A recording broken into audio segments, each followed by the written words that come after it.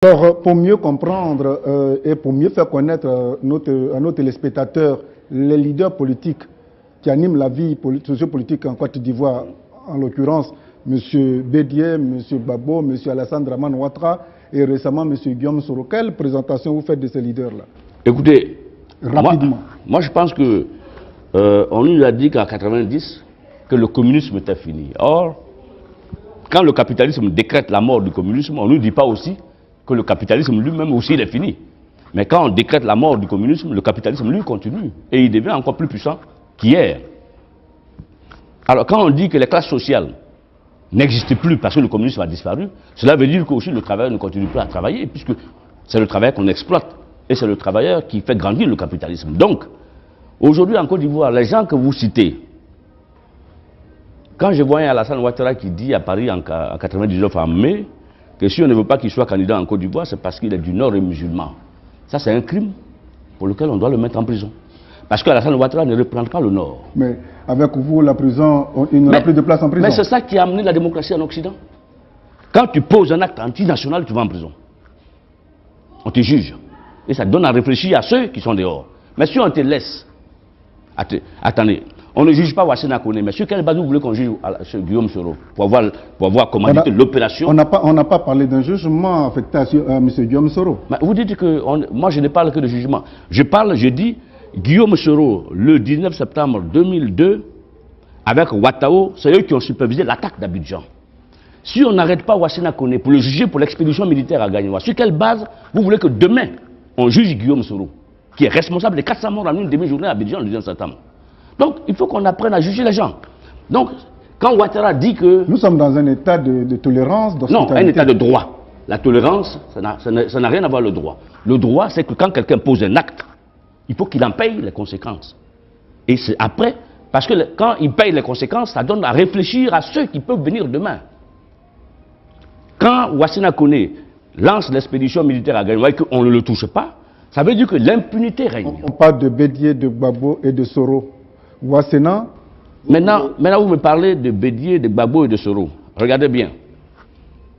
Moi, je vais sortir du tribalisme et montrer les gens qui y sont en vérité. Bédié est le dernier représentant de la bourgeoisie agraire. La bourgeoisie agraire, c'est le PDCRDA. C'est cette bourgeoisie agraire qui était en alliance dans les années 30 avec la bourgeoisie européenne qui s'est constituée en 1944, le 10 juillet, en un syndicat autonome africain. Donc, le syndicat agricole africain, c'est le syndicat agricole africain qui est devenu en 1946 le PDCRDA. Donc, les héritiers du PDCRDA, ce sont les dépositaires des intérêts de la bourgeoisie agraire.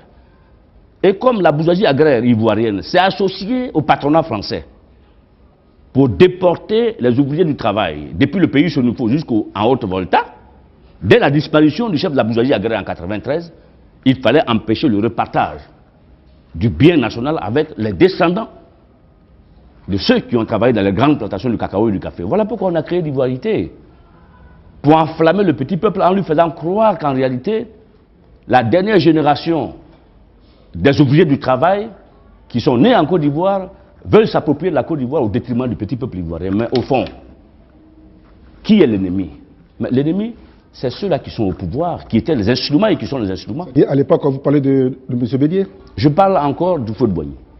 Quand je considère... Moi, je voudrais qu'on recentre le débat sur M. Bédié, M. Alassane Dramane Ouattara et M. Laurent Gbagbo et M. Soro. Quand je parle de la bourgeoisie agraire, je parle du Houphouët-Boigny qui était le chef de la bourgeoisie agraire. Quand on sort de la bourgeoisie agraire, on entre dans la dernière génération de la bourgeoisie agraire qui sont les éléments aristocratiques, puisque eux, ils n'ont pas de plantation. Eux, ils ont été nommés par les responsables de la bourgeoisie agraire. Donc, ils représentent les intérêts de cette bourgeoisie agraire. Voilà pourquoi Bédié, arrivant au pouvoir, Bédié décide d'écrire l'ivoirité pour exclure les enfants des ouvriers du travail que incarnaient les Ouattara et les autres. Donc, on a donc les Ouattara, les Bédié et les Houphouët-Boigny qui sont les dépositaires dans notre pays de ce qu'on appelle l'étranger, le capitalisme. Ceux-là, on les a combattus depuis les années 80. Parce que ceux-là, ils ont vendu notre pays aux mains des multinationales étrangères. Donc ils peuvent rien nous apporter. Un homme comme Ouattara, il va faire quel discours à Abidjan concrètement? Si ce n'est pas pour mentir. Donc, quand on veut le changement, il faut le faire avec des gens qui propose à la Côte d'Ivoire des solutions pour sortir de la crise. Mais quelqu'un qui vient pour gérer la crise, c'est un ennemi de la nation. Monsieur Gbagbo était quasiment un éclaireur, comment dirais-je, une lampe qui devait éclairer ce combat. Vous savez, j'ai conseillé plusieurs chefs d'État. On parle du président ivoirien, Laurent Gbagbo. Il y a en Afrique ce qu'on appelle une mangeoire.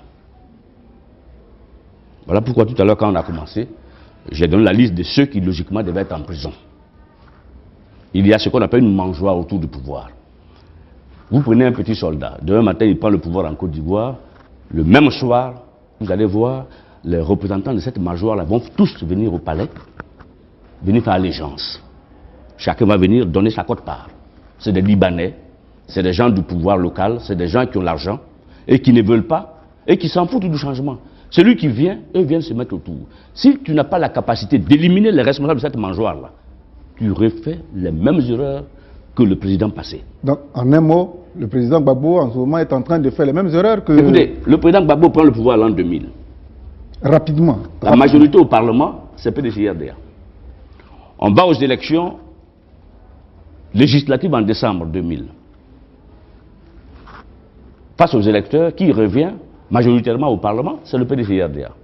Donc voilà un président socialiste qui est élu, la majorité est de droite au Parlement, il est obligé de négocier avec les éléments modérés de cette majorité de droite, qui accepte, moyennant finance, de ne pas présenter un candidat contre le candidat de son parti. Et du coup, on se retrouve donc au Parlement avec Mamadou Coulibaly, seul candidat unique présenté par l'Union, FPI et PDCI. Nous sommes en otage. Quelle est la marge de manœuvre d'un président socialiste qui est minoritaire au Parlement et où le président de son propre parti, qui devient président de l'Assemblée nationale, est un président qui est mis en place avec l'appui de la droite? Et tu penses que dans un pays comme ça, tu peux mettre un programme allant vers le peuple sans que la droite ne réagisse, alors qu'elle contrôle le Parlement? Aujourd'hui, le vice-président de la Côte d'Ivoire, c'est qui? Mais c'est Laurent Desland Fologo. Mais on ne le dit pas. Qui fait les grandes missions pour le chef de l'État? C'est Fologo. Qui vient en France tous les jours pour le président? C'est Fologo. Pourquoi? Parce que c'est Fologo qui représente la droite au Parlement. C'est donc lui qui a négocié avec les députés du PDCI pour que le président de l'Assemblée nationale soit au moins du FPI. Puisque Gbagbo s'est plaint que je suis président FPI, mais si demain il m'arrive une maladie, si j'ai une crise cardiaque, c'est le président de l'Assemblée nationale qui, logiquement, doit gouverner pendant 45 jours, organiser les élections. Mais le PDCI est majoritaire, comment je vais faire? Donc Fologo a dit, président, je vais faire des propositions pour qu'au moins le président de l'Assemblée nationale soit de votre parti. Voilà donc le consensus dans lequel nous sommes. Donc nous n'avons pas affaire à Abidjan à un gouvernement de gauche. Nous avons affaire à un président de gauche pris en otage par la bourgeoisie agraire qui, elle, n'a pas renoncé à ses privilèges. Voilà le débat dans lequel nous sommes. Donc les hommes de droite, là, on les connaît. C'est Ouattara, c'est Bédié, c'est tous les candidats que nous... Le seul qui est à gauche, encore, je me pose la question, s'il est vraiment encore à gauche, c'est Gbagbo. Sous la pression des dignitaires des différents partis politiques, est-ce qu'il est encore à gauche? Voilà le débat d'Abidjan aujourd'hui.